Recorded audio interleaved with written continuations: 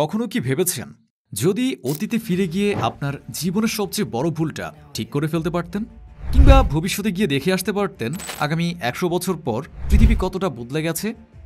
Time travel একটা ধারণা যা আমাদের কল্পনাকে ছাড়িয়ে যায়। কিন্তু প্রশ্ন হলো, এটা কি শুধুই সাইফাই মুভি আর বইয়ের গল্প, নাকি বিজ্ঞানের দৃষ্টিতেও এর কোনো ভিত্তি আছে? আজকের এই ভিডিওতে আমরা টাইম ট্রাভেলের রহস্য উন্মোচন করব। বিজ্ঞান কি বলে আর প্রাচীন মিথগুলো কিভাবে এই ধারণাকে আগে থেকেই ধারণ করে রেখেছে, সব কিছুই জানব। চলুন শুরু করা যাক। টাইম ট্রাভেল কি? টাইম ট্রাভেল মানে হলো সময়ের এক বিন্দু থেকে আরেক বিন্দুতে যাওয়া। হতে পারে অতীতে ফিরে যাওয়া কিংবা ভবিষ্যতে চলে যাওয়া। সিনেমা আর বইয়ে আমরা প্রায় দেখি কেউ টাইম মেশিন বানাচ্ছে, কেউ বা ওয়ার্মহোল দিয়ে অতীতে চলে যাচ্ছে। কিন্তু বাস্তব জীবনে এটা কি আদৌ সম্ভব?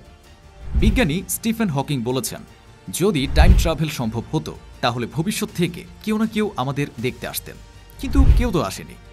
তাহলে কি এটা শুধুই কল্পনা, নাকি বিজ্ঞানের চোখেও এর কোনো সম্ভাবনা আছে? চলুন জেনে নেওয়া যাক টাইম ট্রাভেল নিয়ে প্রাচীন মিথ ও গল্প। টাইম ট্রাভেল ধারণা কিন্তু নতুন নয়, প্রাচীন মিথ আর গল্পেও এর উল্লেখ আছে। যেমন মহাভারতে রাজা কাগুদমি ব্রহ্মার সাথে দেখা করতে গিয়েছিলেন, সেখানে মাত্র কয়েক মুহূর্ত কাটিয়ে ফিরে এসে দেখেন পৃথিবীতে 1000 বছর পার হয়ে গেছে। কিংবা জাপানের উরাশিমা তারো গল্পে এক মাঝুরে সমুদ্রের রাজার বাড়ি গিয়ে ফিরে এসে দেখে তার গ্রামে 300 বছর পার হয়ে গেছে। ইসলামিক মিথেও বুরাকের মাধ্যমে মুহূর্তের মধ্যে দূরবর্তী স্থানে পৌঁছানোর কথা বলা হয়েছে। তাহলে কি প্রাচীনরা টাইম ট্রাভেলের কিছু রহস্য জানতেন, নাকি এগুলো শুধুই গল্প? এবার আসুন বিজ্ঞানের দৃষ্টিভঙ্গিতে। আইনস্টাইনের আপেক্ষিকতা তত্ত্ব বলছে সময় স্থির নয়, এটা পরিবর্তনশীল। যদি কেউ আলোর গতির কাছাকাছি গতিতে ভ্রমণ করে তাহলে তার জন্য সময় ধীরে চলবে। মানে আপনি যদি আলোর গতির 99% গতিতে মহাকাশযানে করে ভ্রমণ করেন, তাহলে পৃথিবীতে ফিরে এসে দেখবেন আপনার চেয়ে অন্যরা অনেক বেশি বুড়ো হয়ে গেছে।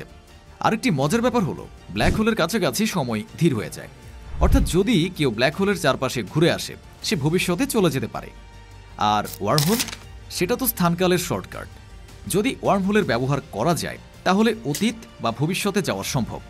কিন্তু সমস্যা হলো, ওয়ার্মহোল তৈরি করা বা খুঁজে পাওয়া এখনও সম্ভব হয়নি। টাইম মেশিন কি বানানো সম্ভব? বিজ্ঞানী কিপ থর্ন বলেছেন, যদি নেগেটিভ এনার্জি বা এক্সোটিক ম্যাটার পাওয়া যায় তাহলে ওয়ার্মহোল ব্যবহার করে টাইম ট্রাভেল সম্ভব। আরেক বিজ্ঞানী রন মাল্লেট লেজার রিং ব্যবহার করে ভবিষ্যতে মেসেজ পাঠানোর কথা ভেবেছেন। কিন্তু প্রশ্ন হলো, যদি টাইম ট্রাভেল সম্ভবই হয় তাহলে ভবিষ্যতে কেউ এখনও কেন আসেনি? এটা কি প্রমাণ করে যে টাইম ট্রাভেল সম্ভব নয়, নাকি ভবিষ্যতের মানুষরা এতটাই স্মার্ট যে তারা আমাদের সাথে যোগাযোগ করতে চায় না? টাইম ট্রাভেলের প্যারাডক্স ও সমস্যা। টাইম ট্রাভেল নিয়ে সবচেয়ে বড় সমস্যা হলো প্যারাডক্স। যেমন গ্র্যান্ডফাদার প্যারাডক্স। যদি আপনি অতীতে গিয়ে আপনার দাদাকে মেরে ফেলেন, তাহলে আপনি জন্মালেন কিভাবে? আরেকটি তত্ত্ব হলো মাল্টিভার্স তত্ত্ব, যেখানে বলা হয় আপনি যদি অতীতে গিয়ে কিছু পরিবর্তন করেন তাহলে সেটি নতুন একটি বিশ্ব তৈরি করবে।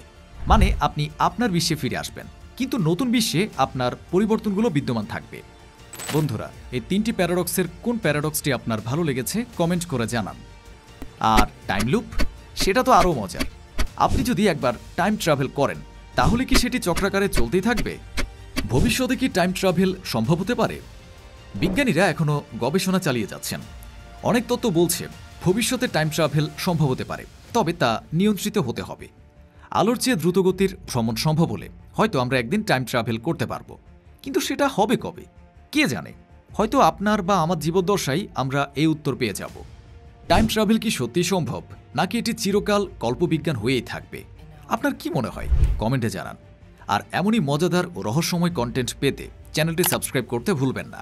শেয়ার করুন, লাইক করুন এবং বেল আইকনটি টিপে নোটিফিকেশন চালু রাখুন। কারণ রহস্য আর বিজ্ঞানের যাত্রা এখানেই শেষ নয়। আগামী ভিডিওতে আবার দেখা হবে।